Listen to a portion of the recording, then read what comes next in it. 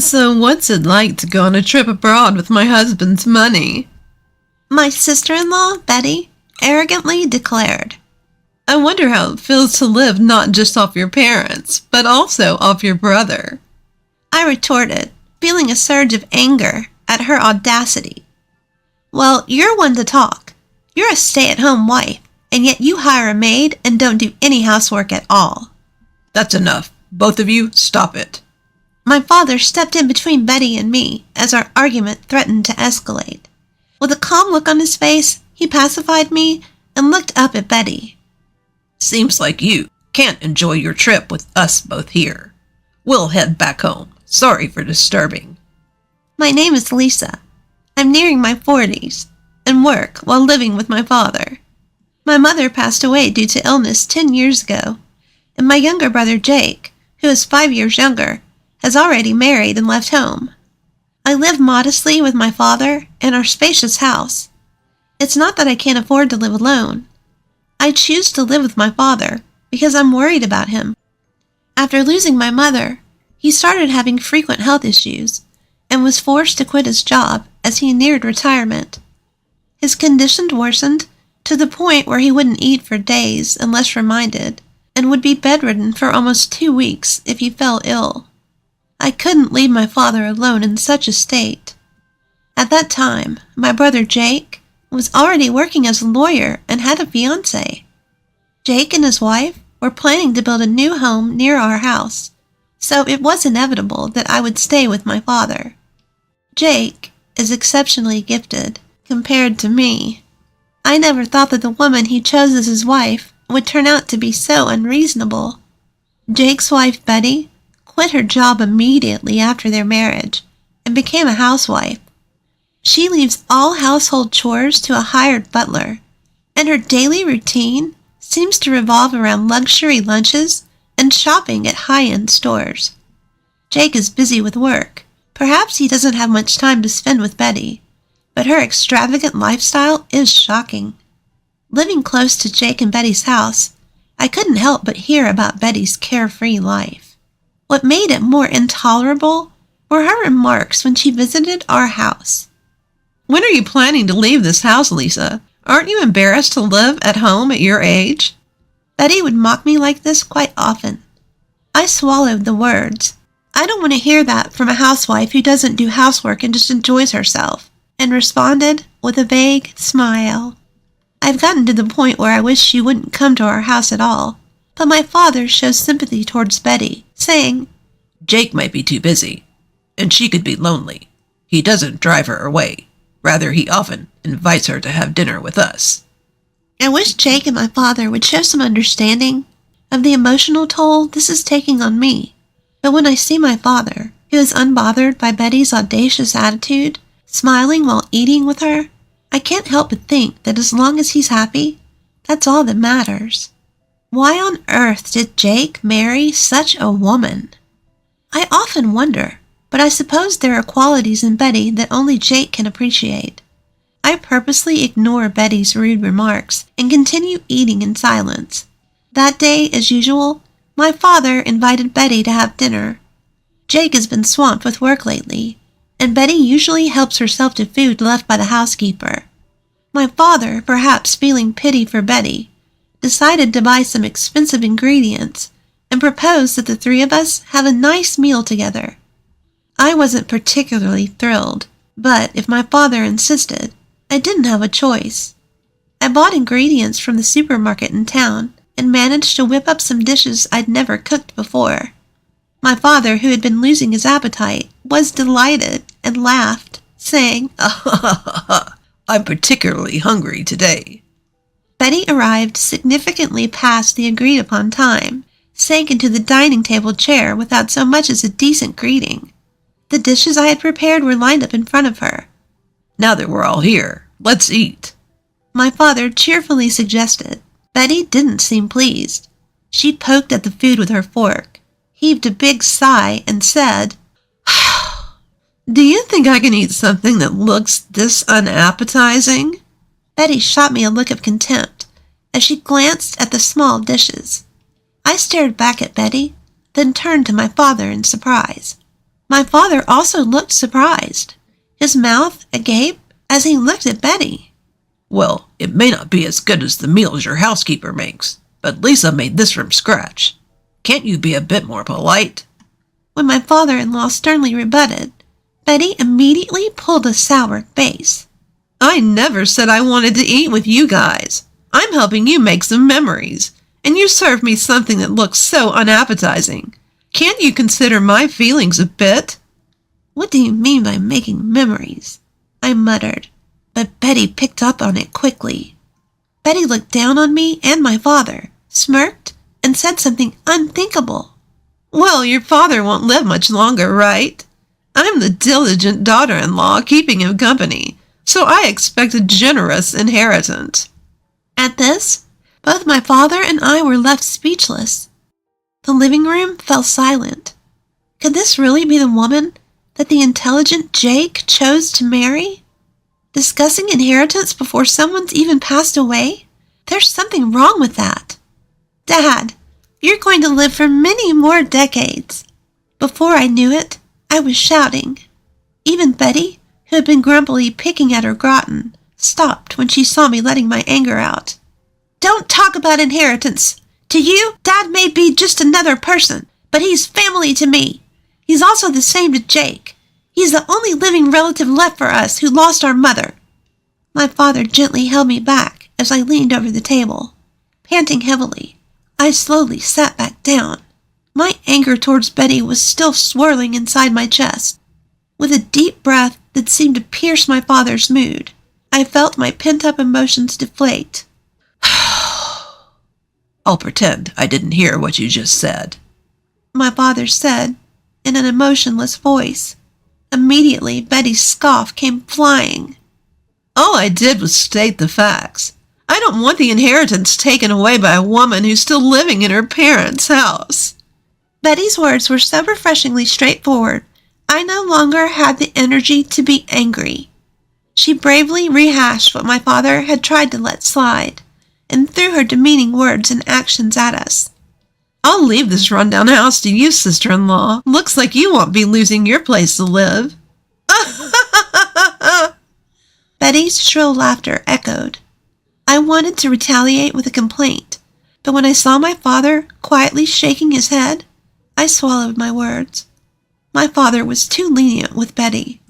Even though she might be lonely with Jake, often busy with work, it's not right to sympathize with an adult who can't tell what's appropriate to say and what's not.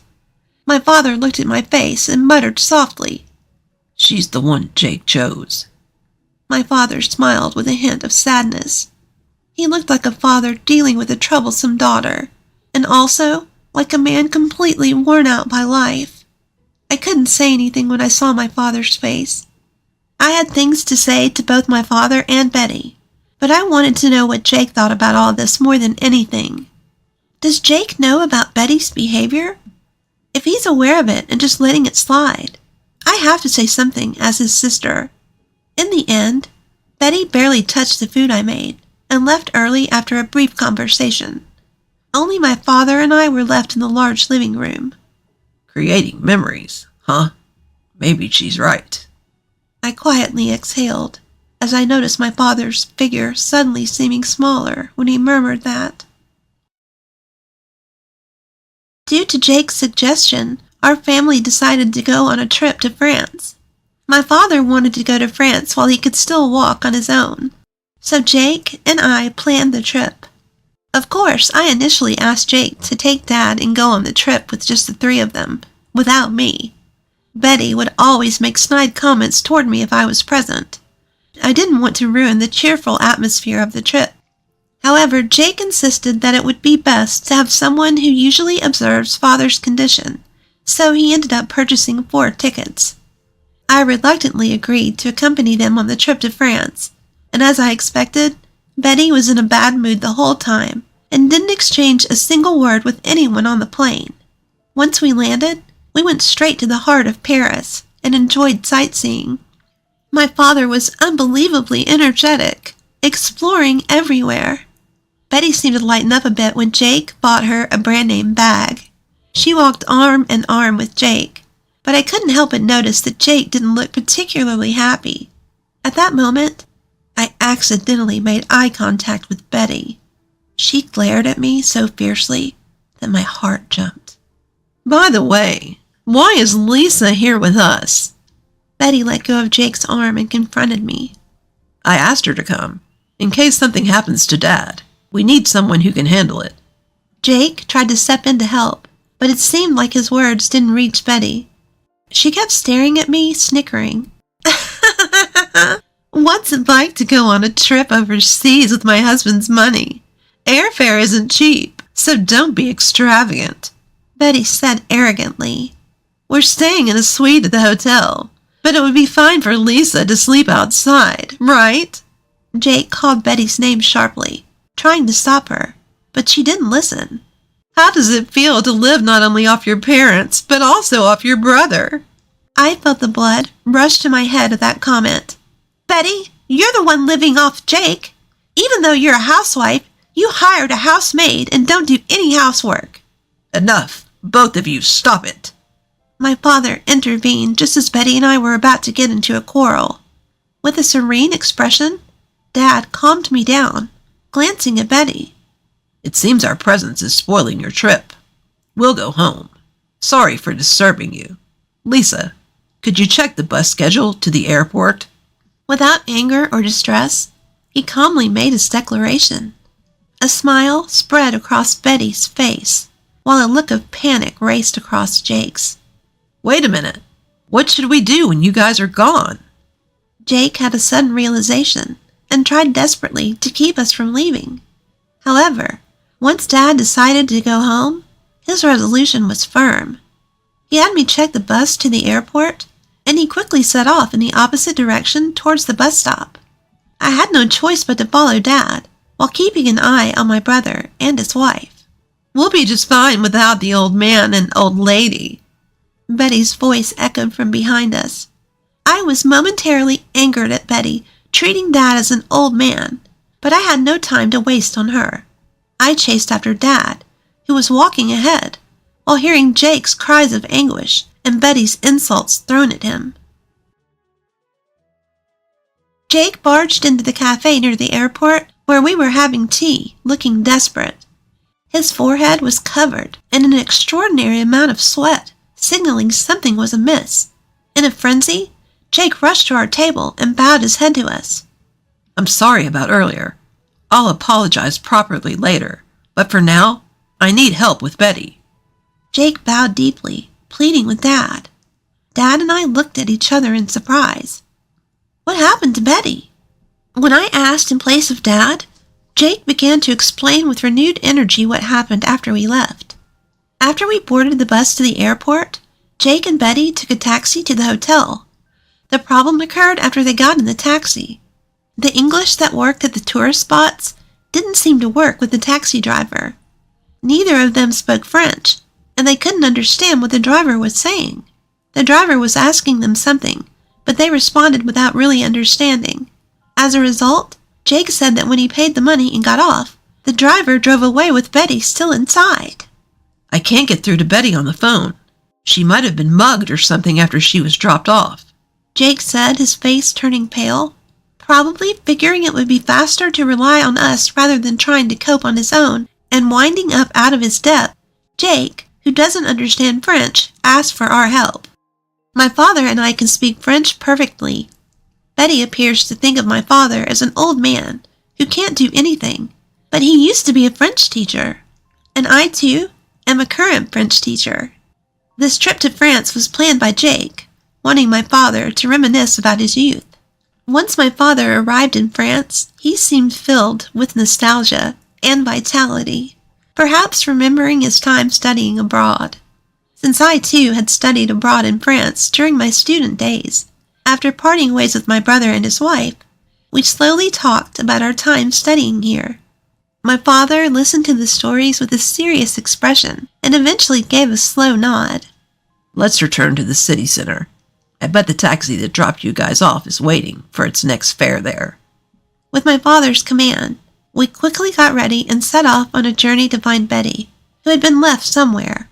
My father and I split up to look for the taxi that had dropped off my brother and his wife after returning to the city center. Most taxi drivers speak French without resorting to English. Before me, my father found the taxi that had taken them and quickly arrived at the location where Betty was said to have been dropped off. Fortunately, Betty was there, exactly where she had been dropped off, unhurt, slumped over. It was good that she was uninjured, but as soon as she arrived, she seemed to have been pickpocketed, and all her bags and valuables were gone, leaving her sitting there penniless. When Betty saw Jake's face, tears welled up in her eyes, but she quickly scowled when she saw us. What are they doing here? Betty, who was plainly grumpy, asked Jake, and he sighed heavily. If it weren't for the two of them, you'd have been left here penniless forever, you know. Show some gratitude. Betty's eyes rounded in doubt. What do you mean? Without them, our trip would have been a disaster. You and I, we can't speak French. That's why we ended up like this. But these two are different. Both are French teachers, far better than me. Betty looked uncomfortable, her gaze flitting over to us. A bad thought sprouted in me, and I dropped the quiet words to Betty. If we hadn't found you, you might have been sleeping rough here. Betty bit her lip in frustration. And also, the expenses for the trip were split equally between Jake and me. How's that? An overseas trip fully enjoyed on the money of an old lady living at her parents'?